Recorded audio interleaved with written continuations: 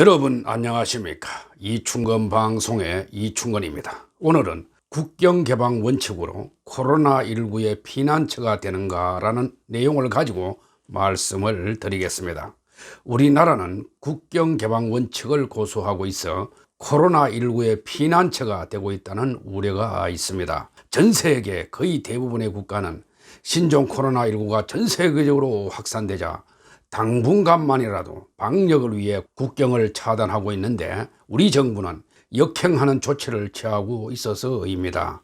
3월 25일 오전 10시 현재 전 세계에서는 코로나19가 198국에서 발생하여 확진자가 42만 2,727명이고 사망자는 18,896명입니다.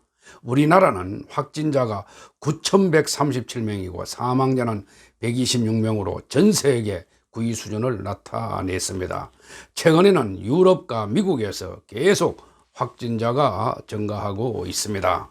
우리나라는 3월 24일 현재 중국 우한을 제외하고 전면적인 입국 금지 조치를 취한 곳은 없습니다. 외교부에 따르면 지난 23일 하루 동안 8,941명이 한국으로 들어왔습니다. 한국인은 1,057명, 외국인은 1,884명이었습니다. 특히 24일 하루 확진자 수 76명 가운데 해외 입국자는 22명으로 유럽발 18명, 미국발 4명이었습니다. 이처럼 해외 유입 확진자가 늘어나면서 또 다른 신종 코로나 확산의 원인으로 떠오르고 있는 실정입니다. 문제는 우리나라는 국경 개방 원칙을 고수하고 있지만은 정작 전 세계는 우리나라에 대해 사실상 제한 내지 금지를 하고 있다는 것입니다. 24일 현재 한국에 입국 제한 조치를 취한 국가는 모두 179개의 국가로 UN 회원국 193개국의 92% 수준입니다. 이 중 137개 국가나 지역은 한국발 외국인에 대해서는 아예 입국을 불허하고 있습니다. 상당수 국가는 자국민의 출국도 아예 막는 셀프 봉쇄까지 하고 있습니다.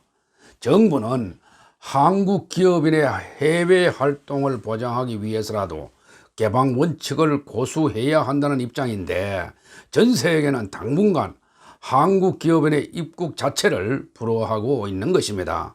강 외교부 장관은 불과 한 달 전에 방역 체계가 취약한 나라들이 봉쇄를 나서고 있다고 주장했지만은 지금은 그때와 다릅니다. 강 장관의 인식 자체에 문제가 많습니다. 외교부 당국자는 이날 우리 정부는 일관되게 세계보건기구 즉 WHO의 권고에 따라 이동 제한을 최소화해야 한다는 입장이라며 유럽발 입국자에 대해 입국 제한을 하지 않고 있습니다. 정부의 잘못된 행태로 볼 수밖에 없습니다. 이를 두고 그렇다면 굳이 한국이 안병동이 돼야 할 이유가 있겠느냐는 반론이 나오고 있습니다.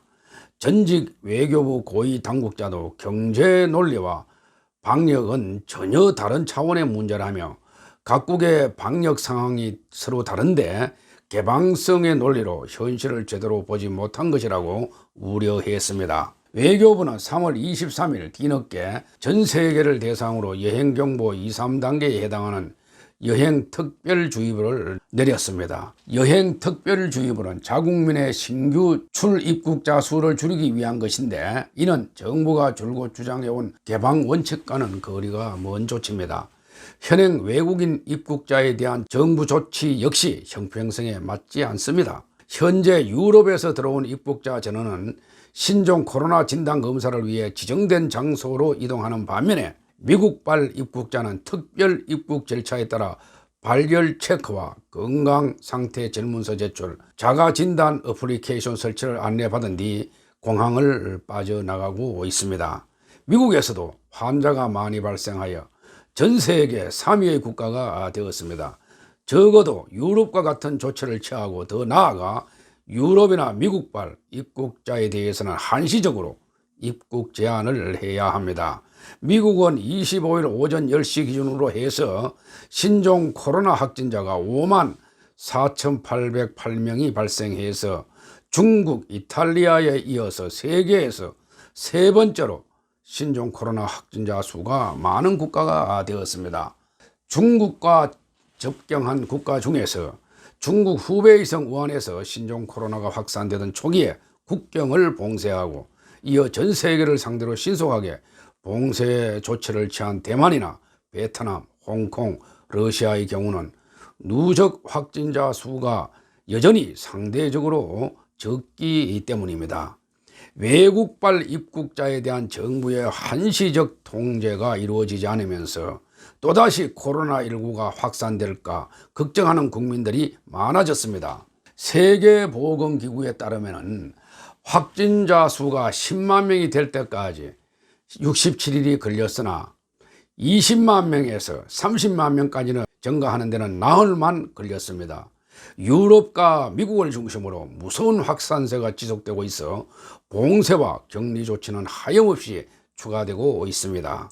3월 24일 0시 현재 국경을 봉쇄한 국가는 26개국이고 모든 외국인의 입국을 금지하는 국가는 68개국, 확진자 발생국 196개 국가에 대해서 입국을 차단한 나라는 3개국인 것으로 나타났습니다. 전 세계 인구 5분의 1에 달하는 15억 명 이상의 집에 머무르라는 명령 내지는 권고가 내려졌습니다.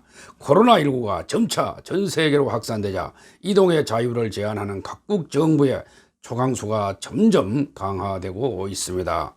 국경 봉쇄에도 확산세가 잡히지 않자 준전시 상황을 선포하고 국민의 기본권을 제한하는 조치도 취하고 있습니다. 문 정부는 역대 어느 정부보다도 방역을 잘하고 있다고 홍보하고 있는데 방역 관리에 보다 더 신경을 써야지 됩니다. 25일 10시 현재 환자 수 9,137명의 사망자가 126명이나 나왔습니다. 정부는 국민의 생명을 최우선으로 했어야 하는데 중국발 입국을 제한하지 않는 초기 대응의 실패의 결과입니다. 지금부터라도 유럽과 미국발 입국자도 한시적으로 제한하여 코로나19가 더 이상 확산되지 않도록 해야 할 것입니다.